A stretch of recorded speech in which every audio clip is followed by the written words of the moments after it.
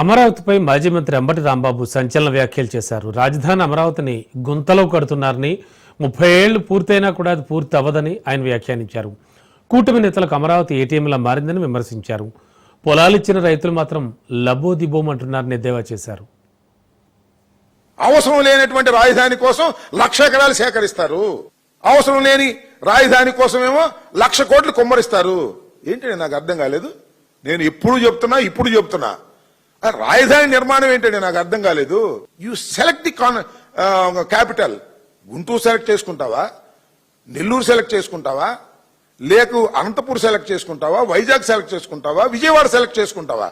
అంతే. రాజధాని నిర్మాణం ఏంటి నాకు అర్థం కాలేదు. రాజధాని సృష్టిస్తారా నాకు అర్థం కాలేదు. హైదరాబాద్ ఏమన్నా సృష్టించారా రాజధాని? రాష్ట్రం విడిపోయినప్పుడు లేదా కలిసినప్పుడు, సంయుక్తంగా కలిసినప్పుడు కర్నూలు నుంచి రాజధానిని హైదరాబాద్కు షిఫ్ట్ చేశారు. హైదరాబాద్ ఏమైనా నిర్మించారేంటి అక్కడ? నాకు అర్థం కాలేదు. హైదరాబాద్ ఏమైనా నిర్మించలేదుగా. హైదరాబాద్ డెవలప్ అయిపోయింది, దట్స్ ఆల్. విజయవాడ మధ్యలో నువ్వు రాజధాని పెడితే ఎవడు కదన్నాడు? దానికి 52,000 కోట్లు అప్ప, మళ్ళా 1,00,000 ఎకరాలు మళ్ళా సేకరణ, మళ్ళా అప్పు కావాలా? అన్ని తీసుకొచ్చి ఎవరినెత్తిన పెడతావు నాకు అర్థం కాలేదు. ఆఫ్టర్ ఆల్ రాజధాని అంటే ఏంటి? ఆఫ్టర్ ఆల్ ఒక శాసనసభ, ఒక హైకోర్టు, ఒక సెక్రటేరియట్ అయిపోయా. ఆకాశం నుంచి తీస్తాడు ఒక రాజధానిని. అమరావతి అంటే ఎక్కడ అమరావతి రాజధాని? ఎప్పుడు గైద్ది? తీసుకొచ్చి పెద్ద గుంటలో పెట్టాడు. నీళ్లు దోలాల్సి వస్తుంది రోజును. వర్షం పడితే నీళ్లు వెళ్ళవు. దానికి మళ్ళీ పెద్ద స్కీము, దానికి కొండవీటి వాగు నుంచి లిఫ్ట్, దానికి చెరువులు. ఏంది?